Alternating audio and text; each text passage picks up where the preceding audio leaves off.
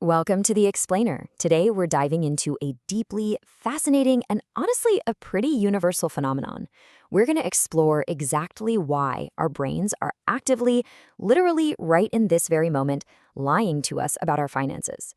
If you've ever stared at your bank account at the end of the month and felt that cold sweat of confusion, you know what I mean. And you are absolutely not alone. Okay, let's dive into this. I want you to take a second right now and mentally estimate. How much did you spend on food over the last 7 days?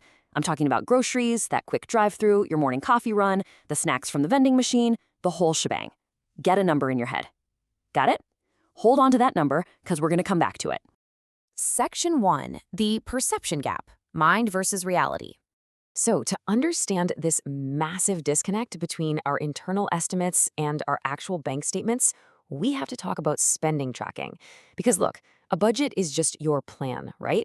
But tracking, that's the measurement half of the exact same process. It answers one absolutely vital question.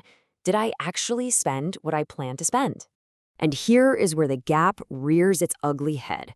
When you ask people to estimate their monthly spending on things like dining out or entertainment, they almost always give you a super confident answer.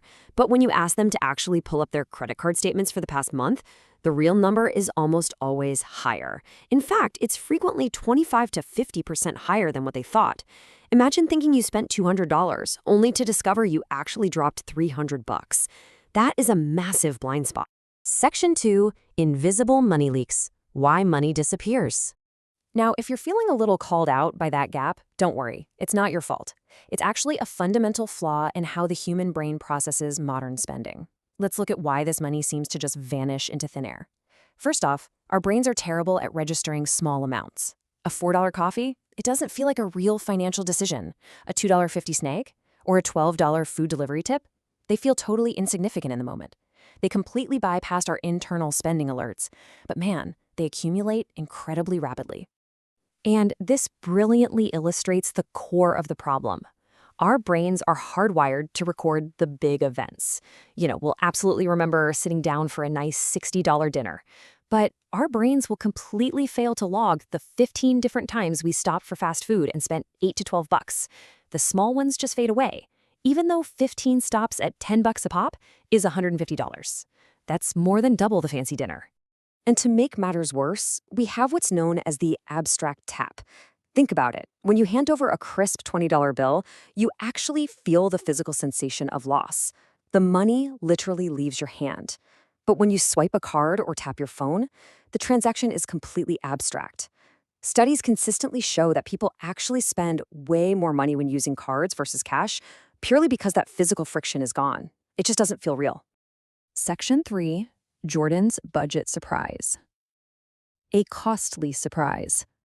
Let's bring this abstract theory down to earth with a specific case study. Meet Jordan.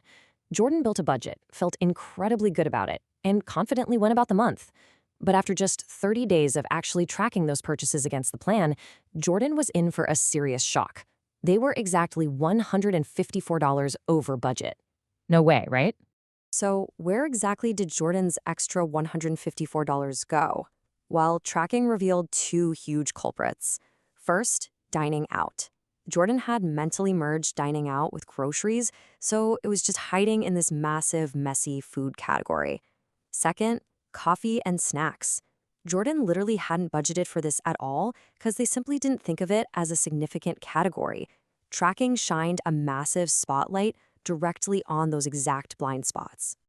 Section 4. Data, not judgment. Understand patterns. Now, I know the idea of opening your banking app to review a month of transactions causes an instant spike of anxiety for a lot of us. It's like you're about to be scolded, right? So the crucial point is this. Tracking is just data collection. It is not a moral report card. The goal here is never to make you feel guilty or ashamed. The goal is simply to understand your natural patterns so you can make intentional decisions going forward. Look at it this way. Let's say you track your spending and find out you drop $150 a month on dining out. Is that bad? Well, if it makes you happy and you can afford it without going into debt, then that's fantastic. Keep it. Just budget for it, honestly. But if tracking reveals that exact same $150 dining out habit and you realize you're making zero progress on your savings goals, well, now you have a clear signal to change course. It's the exact same behavior, but the data helps you decide if it fits your specific goals. And you know what? You don't even need to do this for months to see results. Just 1 week of tracking unlocks massive aha moments. You're going to uncover category shocks, like realizing you spend $130 on coffee instead of 40 bucks. You'll spot behavioral triggers, like noticing you always order expensive delivery on Thursdays because you're exhausted. You will absolutely find forgotten recurring subscriptions you meant to cancel. And you'll spot budget gaps instantly. Section 5, your weekly action plan. Stop the leaks. Okay, it's time to turn all this psychology into concrete steps. The single best tip from our source material is the mid-month check-in. The absolute biggest mistake people make is waiting until the 30th or 31st to check their budget. By then, it's too late. The money's already gone. You need to review your budget and your actual spending once a week. Now, what's really interesting about this is how clearly it visualizes the problem. Imagine it's the 15th of the month and you do a quick check-in.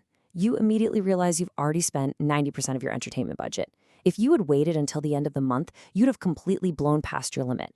But because you checked on the 15th, you know you need to seriously slow your spending down for the next 2 weeks. You get to course correct before the damage compounds.